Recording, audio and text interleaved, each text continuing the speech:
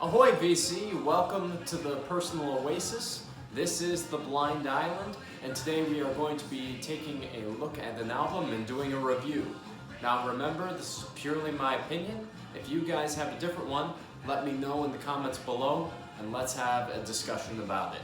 Now, on to the review.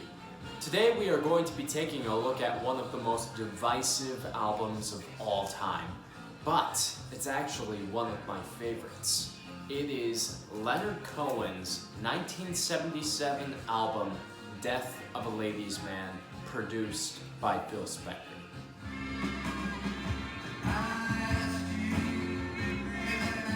One of the main things that makes this record so fascinating is its background and its history.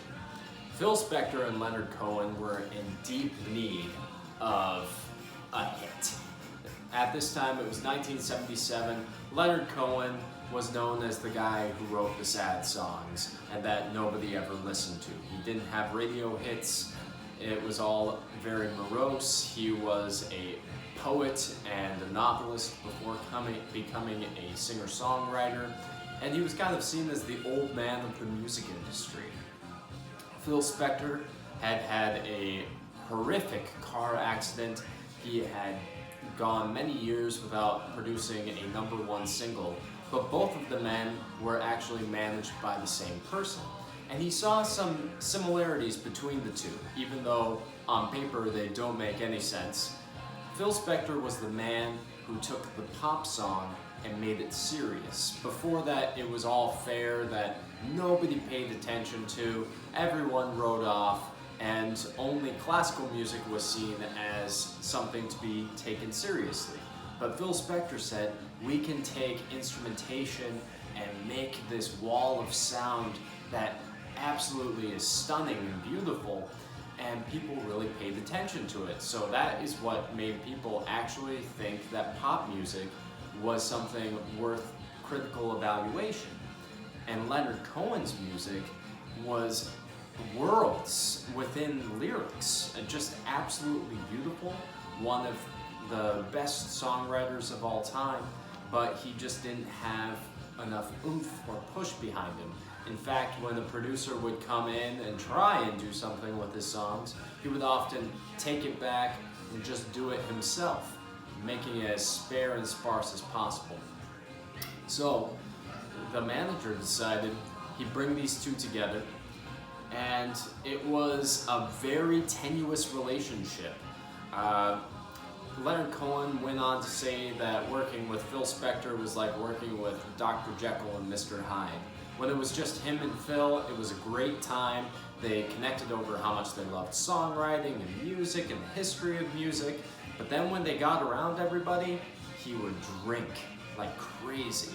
In fact, during one session, he had guns everywhere, Phil Spector. He was obsessed with guns. He grabbed one of his guns and he had a bottle of liquor in one hand, and he wrapped his arm around Leonard Cohen's neck and he shoved the gun into his neck and said, "Leonard, I love you."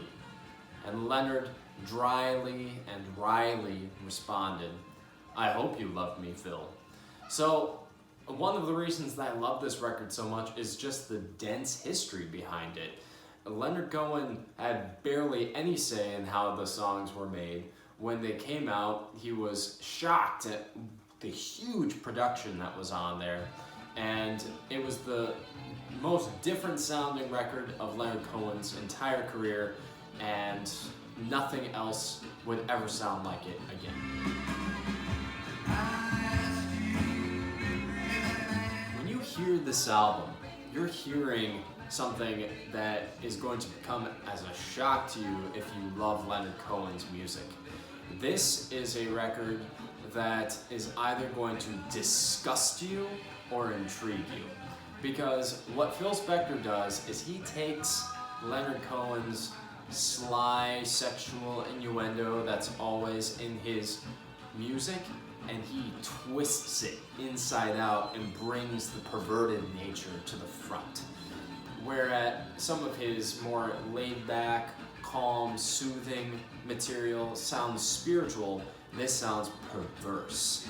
And it's really intriguing to see how just the different production value can change the meaning of a song. Songs like Memories, with a certain lax production value, may have a beautiful spiritual background, but with Phil Spector's large, bombastic, huge production, it sounds as though it's just a sex ballad that he's craving and lusting after these women. He takes the spiritual and makes it profane, which is, I think, one of the reasons that a lot of Leonard Cohen fans don't like this record. And I completely understand that. This album is messy. It seems like Phil Spector at the time, he was just grasping at straws and desperately wanted to make this his magnum opus. It turned out that he was just throwing everything in the kitchen sink into it. And Leonard Cohen actually had to be shouting to get over some of the background singers and extra instruments that were involved. It's literally the Phil Spector show plus Leonard Cohen. But I can't help but be fascinated by it. It's never boring. Every time I listen to this album, there's something new to discover. And the songwriting on here is so freaking good. Iodine, True Love Leaves No Traces, Fingerprints, Don't Go Home With Your Heart On, and the title track, Death of a Ladies' Man. Each one of these is an opus unto itself. It's messy, it's visceral, it's raw, but it's challenging and wonderful. And Death of a Ladies' Man may be one of the best things that Leonard Cohen and Phil Spector ever did in their entire career.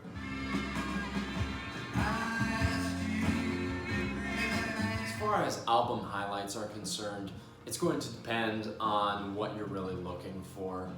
To me, the final trio of songs is what this album is all about. Don't Go Home With Your Heart On is hilarious, and it has Allen Ginsberg and Bob Dylan being background vocalists for it. What more could you ask for in a song? It's huge, it's bombastic, it's unlike anything Leonard Cohen ever did before and would ever do past this point. Then there's Fingerprints, which is a fun country romp. And not many people know this, that Leonard Cohen actually got his start doing country music. He was a huge fan of Hank Williams, and Fingerprints really emphasizes that background. And the title track is Leonard Cohen's Across the Universe. It's gorgeous, spanning. It's all about the lust, the yearning, the desire, and basically how a man can get so wrapped up in his desire for sex that at the end of it, the chase is over, everything is done, and he realizes how empty and dumb it all was in the end. There is no beauty, there is no great poetry, it's all just emptiness. And there's something really beautiful in realizing that, because sex without love is nothing. And I think that this is what the whole album is about. This was at the zenith of Leonard Cohen's most debauched period, and he was just realizing, I'm done with this. Whether or not he was willing to recognize that at the time, he was seeing that he's burning out, and this was his comet swan song, burning out into the ether until he could come back in the late 70s, early 80s with some new material. I absolutely think that this is just three of the best songs that Leonard Cohen ever did.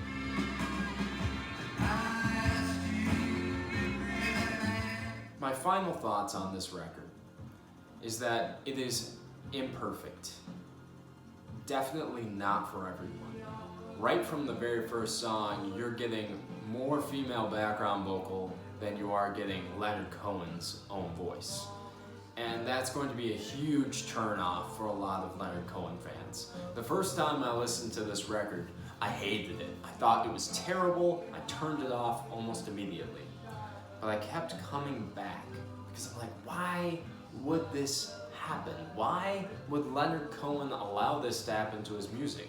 And he may not have signed off on all of it. But I think that Phil Spector called on to something that even Leonard Cohen didn't recognize. Even Phil Spector in his mad mind knew that these songs could be symphonies unto themselves. And while all the experiments do not work, absolutely don't all work, it is never ever boring. You cannot blame this record for being boring. It is interesting and fascinating, but I can't give it a classic score of 5 out of 5. It just is too all over the place, too piece and parcel, but I'm going to give this one a 4 out of 5. And I'm going to encourage you all to highly seek out this record, listen to it, see it, and give it a chance. Don't just listen to it once, listen to it a few times, let it sit, let it simmer. And while I think this is my favorite Leonard Cohen album, it is definitely not his best, but it's definitely the most interesting. So, what did you guys think? I want to know what you guys think of this really crazy experimental Leonard Cohen album, and let me know in the comments below what you think. I want to wish you all a great day on your own personal oasis. Cheers.